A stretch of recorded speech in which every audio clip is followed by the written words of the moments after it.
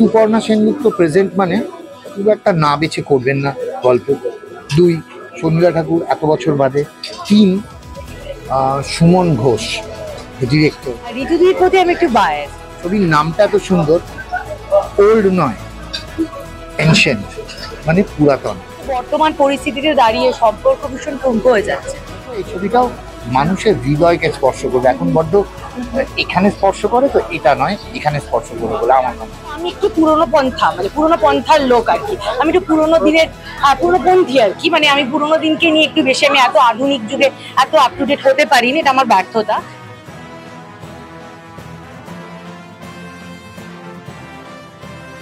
সুমনদার কাজ যদি আমরা ধারাবাহিকভাবে দেখি তাহলে তার একটা অদ্ভুত ধারা আছে এবং খুব বেছে বিষয় নির্বাচন করে ছবি করে। জনিল কিন্নরি সবাই রয়েছে।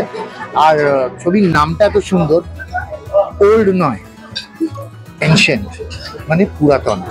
এবং আমার মনে হয় পুরনো চাল ভাতে বলে অ্যান্ড ওল্ড ইজ গোল্ড। তো আমি সবসময় অল দ্য বেস্ট জানাবো ফর পুরাতন। সুমনদাকেও অল দ্য বেস্ট এবং ঋতুকেও অল দ্য বেস্ট। আর এই ছবির হাত ধরে অনেক প্রবাসী বাঙালি কিন্তু ঘরে ফিরছে।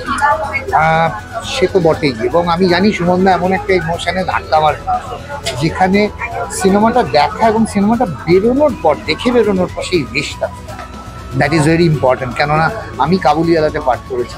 এই সময় দাঁড়িয়ে তখন যখন কাবুলিওয়ালাটা হয়েছে, আই এম ব্লেসড যে এরকম একটা কাল্ট একটা ছবির সঙ্গে অন্তর্ভুক্ত। এরকম অভিযোগ জানালাম সুমনদাকে এই ছবিটা হবে দেখবি, কিন্তু স্টিল আমি বলবো এই ছবিটাও মানুষের হৃদয়কে স্পর্শ করবে। এখন বড্ড এখানে স্পর্শ করে, তো এটা নয় এখানে স্পর্শ করবে বলে আমার মনে হয়। দেখো, আমি একটা বাংলা ছবির ভক্ত। আমি খুব বাংলা ছবি দেখতে ভালোবাসি। যতই মানে ন্যাশনাল লেভেলে ছবি হোক, আমি ওই টিভিতে বসে আমি দেখতে পছন্দ করি না, হলে গিয়ে ভালোবাসি। আর ঋতুদির প্রতি আমি একটু বায়াসড বলতে গেলে। আর ঋতুদিকে আমি মন থেকে খুব ভালোবাসি, এরকম একজন শিল্পী আর সব থেকে মানুষ হিসেবে এত ডাউন টু আর্থ।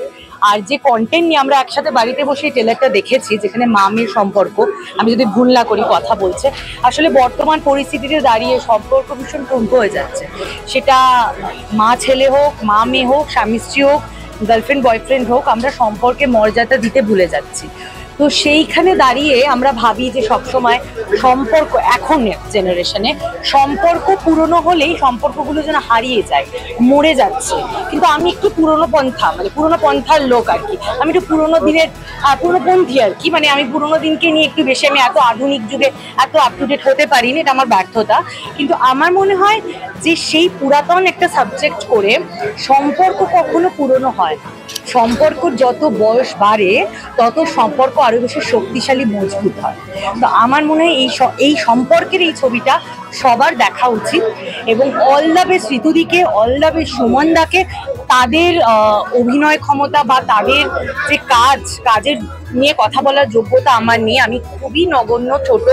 এবং আমি চাইবো, আমি নিজেও দেখবো সিনেমাটা এবং সবাইকে বলবো হলে এসে সিনেমাটা দেখুন। খুব ভালো লেগেছে আমার ট্রেলারটা দেখে। Thank you.